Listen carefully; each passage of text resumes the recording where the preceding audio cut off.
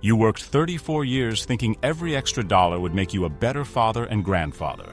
$1.47, that's all it took. When you rely on both Medicare for your age and Medicaid to help cover the gaps in expensive treatments, a status called being dual eligible, your income has to stay strictly below a set line.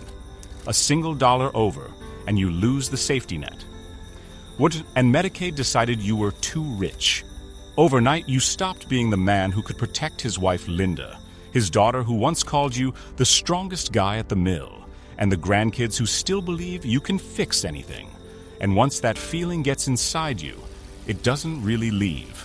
Earl Thompson, a 68-year-old retired steelworker from Gary, Indiana, is one of those men who spent 34 years on a crane platform believing the math was simple. You do the work, you keep the load steady, you bring the money home, and the people you love stay safe. That was the only equation that ever mattered to him. Then, one thin envelope arrived in February, and the whole thing collapsed over $1.47. He stood in the snow that night after clearing driveways for $40 and read the sentence 3 times before it landed. Your income exceeded the limit by $1.47.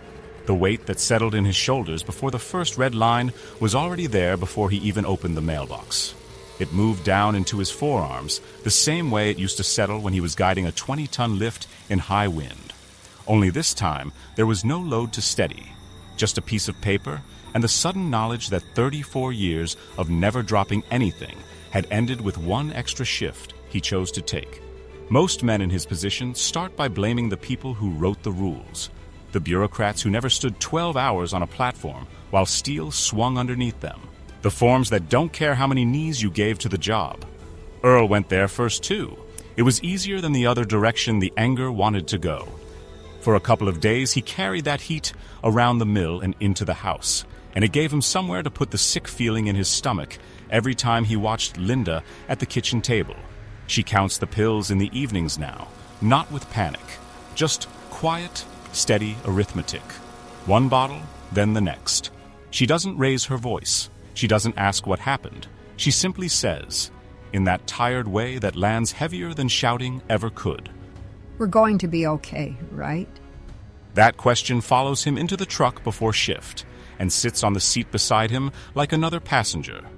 The discipline his hands once trusted with steel doesn't know what to do with a question like that. A lot of men listening know what it feels like when the thing you were best at stops protecting the people you love. You can carry steel for decades and still feel your arms go weak when the numbers on a piece of paper say you failed at the only job that ever counted. I'm sitting in the pickup at 5:20 in the morning, and the envelope is still on the seat. I reach over and pull out the old mill notebook from under the passenger side. The red marker is in the cup holder where I left it last week. I open to the first clean page and I draw the line. Income on one side, pension on the other, then the limit. I write the number slow because my hand doesn't want to do it. The red line sits there on the paper, and I keep looking at it like maybe it will move if I stare long enough. It doesn't move. I draw another line underneath, and I write the overtime hours from December, the ones I took because the extra money was supposed to help. My hand starts shaking a little on that line, and I have to stop and put the marker down. I tell myself out loud, "You did this, not them. You." The cab is quiet, and the only sound is the heater fan and my own breathing. That first red line in the notebook was the moment the anger started turning. Not all at once. Anger like that doesn't flip like a switch. It turns the way winter turns, slow at first. Then everything is covered before you notice. Earl kept going to work because that's what you do. You show up, you climb the ladder, you take the controls. But the pressure that had been building before the first red line was getting heavier every morning. It lived in the same muscles that had kept tons of steel safely in the air for decades. Now those muscles didn't know how to hold the thing that was actually breaking. He started replaying the overtime shift in his head during the drive, not the work itself. The moment he signed the sheet, the moment he said yes when he could have said the hours were already too much, Those long nights when the numbers refused to balance began before he even got the second letter. They began the night he stood in the snow and realized the line had already been crossed, and he was the one who stepped over it. The quiet arithmetic of a life that suddenly didn't add up kept him awake after Linda fell asleep. He would lie there and count the same numbers the letter had counted. Pension, overtime, $1.47. Over and over, until the ceiling above the bed started to feel like it was pressing down on his chest. That's when the second layer started to show itself. Not the system anymore. Himself. The man who had spent decades telling himself that hard work was the shield. Now the shield had a hole in it, and he was the one who had made the hole. I'm up on the platform and the crane is moving slow because the wind is coming across the yard.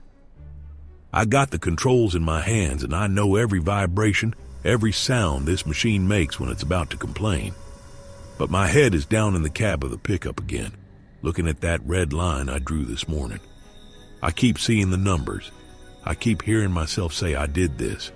The load is steady, the steel is where it needs to be, and all I can think about is whether Linda is already at the table counting what's left in the bottles. My hands are doing the job they've done for 34 years, but they don't feel like my hands anymore. They feel like somebody else's hands that made a mistake I can't take back. The heaviness that lived in the same muscles that had always held strong was sitting in his forearms while he stood on that platform. It wasn't the physical work. The physical work had never been the problem. It was the knowledge that the one thing he had always trusted, his own judgment when it came to protecting his family, had failed the simplest test. One extra shift, one signature. The quiet arithmetic kept running in the background of every lift that day.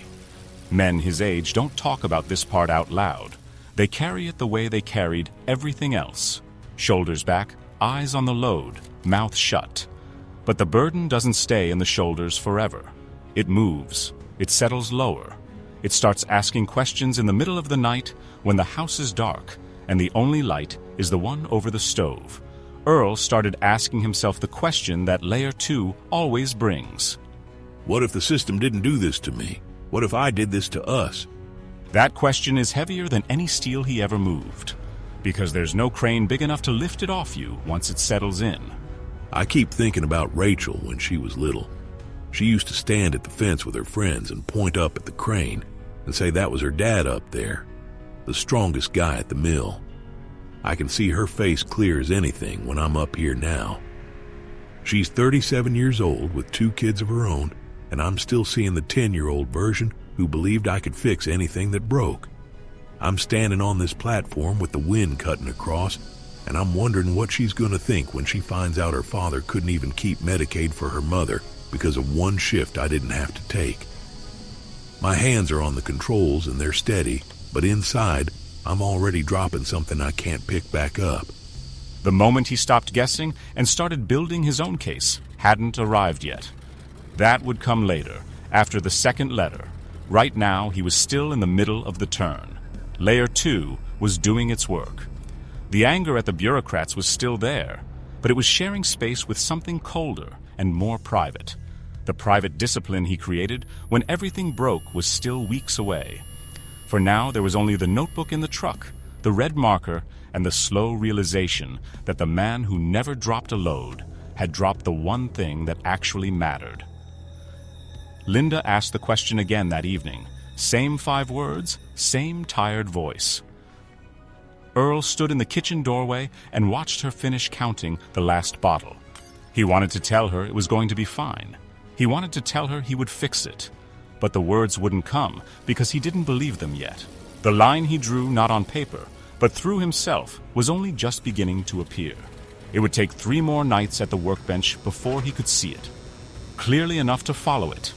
Some of you listening have felt that exact moment. The moment when you realize the problem isn't going to be solved by getting mad at the people who sent the letter. The problem is sitting across from you at the dinner table counting pills. And the only person who can do anything about it is the one who caused it. That's the place Earl was standing when the second denial arrived. I got home and there was another envelope in the mailbox, thinner than the first one. I opened it standing right there in the driveway because I already knew what it was going to say. Denied again. Same reason, income over the limit. I stood there with the paper in my hand, and I could feel the weight moving from my shoulders down into my chest. Not the angry kind, the other kind. The kind that makes you look at your own hands and wonder when they stopped being the hands that kept everything safe. I went inside, and Linda was at the table again. She looked up and didn't say anything, just waited. I told her we got another letter. She asked if it was bad. I said yes. Then she asked the same thing she's been asking. Are we going to be okay? I didn't have an answer for her that night. I just stood there in the kitchen with my coat still on and my hand shaking a little from the cold and from everything else. That second denial removed the last place Earl had to hide. The system was no longer the villain he could point at. The only villain left was the man who had signed up for the overtime shift and then acted surprised when the numbers didn't care about his intentions. The ritual that turned inward was beginning, even if he didn't have the name for it yet. He went out to the garage after dinner because the house felt too small for what was sitting in his chest. He sat at the workbench with the notebook open under the old shop light, and he didn't draw anything for a long time. He just looked at the first red line he had made that morning in the truck. The only thing that gave him back a little control was the decision to stop waiting for someone else to understand what 34 years on a crane actually meant. The bureaucrats weren't going to come to the house and look at his hands. They weren't going to stand on the platform with him and feel what it costs to keep steel in the air for decades. If anyone was going to build the case that might put the coverage back, it was going to be him. That thought didn't feel like hope. It felt like responsibility, finally landing where it belonged. Earl stopped asking who caused the problem. He started asking where the number came from. He pulled the pension adjustment letter. He pulled the overtime stub. He pulled the denial notices. He spread them across the workbench the same way he used to lay out lift plans before a dangerous job. For the first time, the problem had edges on the man who had taken the shift. Some of you know what it costs to sit alone in a cold garage at 10 o'clock at night and admit that the person you've been blaming and the person who actually caused the problem are the same person. That admission doesn't arrive with music or with any sense of relief. It arrives like weather. It settles over everything, and then you have to decide what you're going to do in it. Have you ever reached the point where you finally realized nobody was coming to fix the mistake except you? The second denial landed harder because it took away the last excuse he had been keeping. In his pocket, the first letter still left room for the story that the system was broken and stupid and didn't understand what decades on a crane actually costs a man. The second letter left only the facts. Earl sat in the garage that night with both pieces of paper on the workbench under the old shop light, and he didn't move for a long time. He just looked at them. The same crushing burden that settled before the first red line was now sitting lower, somewhere behind his ribs, and it didn't move when he shifted in the chair. Those long nights when the numbers refused to balance had already started. He didn't tell Linda how long he stayed out there.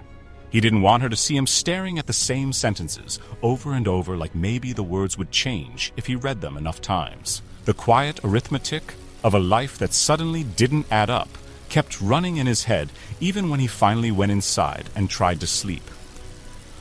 He kept seeing Rachel's face when she was 10 years old, standing at the fence with her friends, pointing up at the crane. He kept hearing the version of himself that used to believe hard work was a kind of armor. That version felt further away every night. The heaviness that lived in the same muscles that never failed him was now living in his hands. They had started to shake a little when he held the pen over the notebook. Not from the cold, from something else. Something that didn't have a name yet, but felt like the opposite of everything he had trusted about himself for 34 years. I'm sitting at the workbench, and the shop light is the only thing on. I got the notebook open again. I got the red marker in my hand. I draw another line under the first one. Then I write the date of the overtime shift. Then I write what the letter said. Income over by $1.47. I sit there and look at it, and my hand wants to cross the whole thing out and start over. But I don't cross it out. I just sit with it. The garage is cold, and I can see my breath when I breathe out slow. I tell myself I'm going to do this the way I used to check the crane before a lift. One thing at a time, one number at a time, no guessing. I don't feel strong when I say it. I just feel like a man who finally stopped lying to himself about whose name is on the overtime sheet. Somewhere between the pay stubs and the pension statement, he found it. One temporary overtime payment had been treated like recurring income. The numbers weren't lying, but they weren't telling the whole story either. The paperwork showed that the overtime wasn't part of his normal monthly income. That's the detail Earl started documenting line by line before requesting a review. For the first time in weeks, Earl wasn't arguing with the system. He was building a case. The ritual that turned inward began in those first nights at the workbench, not because the notebook fixed anything, because it gave him something to do with his hands, while the rest of him tried to accept what had already happened. The private discipline he created when everything broke didn't arrive with any feeling of control at first. It arrived with 3 nights of cursing and tearing pages out and starting over. The only thing that gave him back a little control was the decision to treat the red line log the same way he used to treat a pre-shift inspection. Slow, methodical, no shortcuts. No hoping the problem would solve itself if he ignored it long enough. Layer 3 arrived during those nights. Not all at once. It came the way the cold comes through an old garage door. You notice it first in your fingers, then it's in your chest. Earl started seeing Linda counting the pills, even when she wasn't in the room. He started hearing the question she kept asking, in that tired voice that didn't accuse him of anything. It just waited for an answer he didn't have. And underneath that was Rachel. Not the 37-year-old woman with her own children. The little girl who used to brag about her dad to her friends. The one who believed the man on the crane could fix anything that broke. That image sat on the workbench with him every night, and it weighed more than any load he had ever moved. The moment he stopped guessing and started building his own case happened somewhere between the second and third night. He stopped writing angry letters in his head to people who would never read them. He started writing down dates and hours and pay stubs and explanations. He approached it the way he used to approach a dangerous lift in bad weather. One step, one check, one line. The line he drew, not on paper, but through himself, was becoming visible. It wasn't a straight line. It was crooked, and it cost him something every time he added to it. But it was his. I've been sitting here 3 nights now. The first night I just stared at the paper and got mad all over again. The second night I started writing things down and then tore the page out because it sounded like I was making excuses. Tonight I'm not tearing anything out. I'm writing the dates, I'm writing the hours, I'm writing what the overtime was for, I'm writing that it was my name on the sheet. My hand is steady now when I hold the marker. Not because I feel better, because I finally stopped pretending somebody else put that number on the page. The shop light makes a little circle on the workbench, and everything outside that circle is dark. I can hear the wind against the garage door. I keep thinking about Linda in the kitchen counting what's left. I keep thinking about Rachel finding out. I don't know which one is heavier. Maybe they're the same weight. Dad, Tommy keeps asking if you're coming Friday. He still tells everybody his grandpa can fix anything. I told him you probably can. The 3 nights at the workbench were not dramatic. There was no single moment where everything became clear. There was only the slow, stubborn work of a man who had run out of places to put the blame. The quiet arithmetic of a life that suddenly didn't add up was still running, but now he was writing the numbers down instead of letting them spin in his head. Every time he added a line to the red line log, he felt the heavy knot in his chest loosen a little, not lift, just settle into a different place, a place where he could carry it without it knocking him over every time he tried to move. Linda came out to the garage on the 3rd night. She didn't knock. She just opened the side door and stood there for a minute watching him. He didn't look up right away. When he finally did, she asked the question one more time, but this time the words were different. Earl, we've lived through layoffs. We've lived through surgeries. We've lived through years when there wasn't much left after the bills. I can handle bad news. What I can't handle is watching you carry it alone. I just need honest. Tell me what we're facing. That sentence landed harder than any accusation could have. It took the last excuse he had been holding on to, the one that said he could protect her from the truth if he just worked hard enough at the notebook. He told her, not everything at once, piece by piece. He showed her the pay stubs, the pension adjustment, the notes he had been keeping in the notebook. For the first time, Linda wasn't looking at a problem. She was looking at a plan. The overtime, the first letter, the second letter, the 3 nights. She listened without interrupting. When he finished, she didn't say it was going to be okay. She just nodded once and went back inside. That nod carried more weight than any words she could have given him. It told him the problem was no longer his alone to carry, but it also told him he couldn't pretend anymore that he hadn't been the one who created it. I told her everything last night. She didn't yell. She didn't cry. She just sat there on the old stool by the workbench and listened. When I was done, she said she was tired and she was going to bed. Before she went inside, she put her hand on my shoulder for a second. Same hand that's been counting pills every evening. I sat there after she left, and I looked at the notebook, and I realized something I hadn't let myself see before. I wasn't fixing this for the system. I wasn't even fixing it for myself. I was fixing it because she still believed I could, and because Rachel's kids still think their grandfather can make broken things work again. That's the part that hurts the most. Not the letters, not the money. The fact that I almost took that away from them and from her. The packet he mailed wasn't a prayer. It was evidence. Updated pay records, pension statements, notes from the red line log, dates, hours, explanations. The kind of paperwork that turns a complaint into a case. The submission happened on a Thursday morning. Earl put the new paperwork in a plain envelope and dropped it in the mailbox on his way to the mill. He didn't feel relief when he let it go. He felt the same weight he had been carrying since February, only now it had a name, responsibility. Not the loud kind that makes speeches, the quiet kind that makes a man check the same numbers every month for the rest of his life, because he knows what happens when he doesn't. The review took weeks. There were calls, more questions, more paperwork, more waiting. Every time the mail truck came down the street, his stomach tightened. Every time the phone rang, he felt the shakes start in his hands again. The coverage came back on a Tuesday afternoon, a single page in another thin envelope, approved. The review accepted the updated income documentation and supporting records Earl submitted. The approval didn't arrive because somebody felt sorry for him. It arrived because he finally documented what the original letters couldn't see. No apology, no celebration, just a decision that finally reflected the full picture, just the word that meant Linda could stop counting the pills quite so carefully for a while. Earl sat in the truck in the driveway with that page in his hand, and he didn't go inside right away. He just sat there and looked at it. The approval didn't erase the mistake. It didn't erase the 3 nights in the garage, or the way his hands had started shaking when he held the red marker. It didn't erase the image of Rachel at 10 years old, or the sound of Linda asking if they were going to be okay. Those things stayed.